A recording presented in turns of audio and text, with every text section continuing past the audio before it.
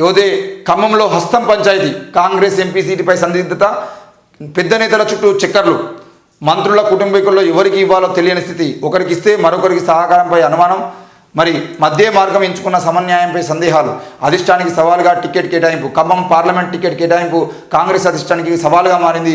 Parliament పరిధిలోని 7 assembly నియోజకవర్గాల్లో ఆ పార్టీ అభ్యర్థులు మద్దతుదారులు మొన్నటి ఎన్నికల్లో భారీ విజయాలను సాధించడంతో ఈ సీటుపై ఆసక్తి తారాస్థాయికి చేరింది. ఓవైపు 3 మంత్రులు మల్లు భట్టి విక్రమార్క, పొంగులేటి శ్రీనివాసరెడ్డి, తుమ్మల నాగేశ్వరరావు తమ కుటుంబీకుల కోసం తీవ్ర ప్రయత్నాలు చేస్తుండగా, మరోవైపు ఇతర ఆశావాహులు సైతం కాంగ్రెస్ పెద్దల చుట్టూ ప్రదక్షిణలు చేస్తున్నారు. మంత్రుల కుటుంబీకుల్లో ఏ ఒక్కరికి ఇచ్చినా మిగిలిన 2 మంత్రులు ఏ మేరకు సహకరిస్తారనేది చర్చనీయాంశంగా మారింది. ప్రస్తుతానికి 3 మంత్రుల మధ్య సమన్వయం ఉంది. భవిష్యత్తులోనూ వీరి మధ్య పరస్పర సహకారం కొనసాగటం ఈ టికెట్ కేటాయింపు పైన ఆధారపడి ఉంటుందనే చర్చ పార్టీ శ్రేణుల్లో కొనసాగుతుంది. మరి టికెట్ కోసం జోరుగా ప్రయత్నాలు జరుగుతున్నాయి, జోరుగా పైరవీలు కూడా జరుగుతున్నాయి.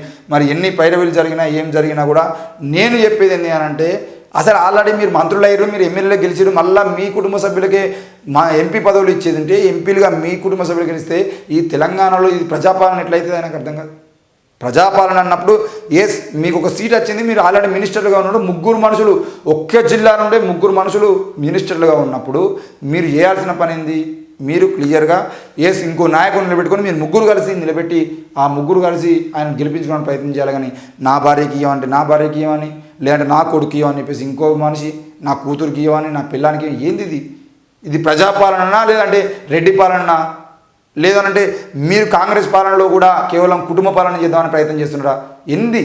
ఈరోజు ఆ పెద్దపల్లి సీట్ ఏమో వివేక్ గారి కొడుకు కావాలని చెప్పేసి ఆయన అడుగుతాడు, ఇంకోరేమో ఇంకోటి కావాలని చెప్పేసి అడుగుతాడు. ఉత్తమ్ కుమార్ రెడ్డి ఆయన భార్యకు సీట్ ఇప్పించుకుంటాడు అసెంబ్లీ ఎలక్షన్స్. అంటే ఒకటే కుటుంబం నుండి ఈరోజు ఈ రకంగా కుటుంబ సభ్యులే పోటీలో దిగితే మరి రానున్న నాయకులు, రావాలనుకుంటున్న నాయకులు ఎప్పుడు బాగుపడతారు, ఎప్పుడు వస్తారు అనే విషయాన్ని కూడా మేము అడుగుతా ఉన్నాం. కాంగ్రెస్ పార్టీ మీ కుటుంబ సభ్యులని మాత్రమే గెలిపించుకోవాలి, మీ కుటుంబ సభ్యులు రాజకీయాల్లో ఉండాలి, మీ కుటుంబం నుండి ఇంకో వ్యక్తి రాజకీయాల్లోకి రావాలనే ఆలోచన నుండి బయటపడాలి. దయచేసి కొత్త వాళ్ళకి అవకాశాలు కల్పించాలని కోరుతున్నాం.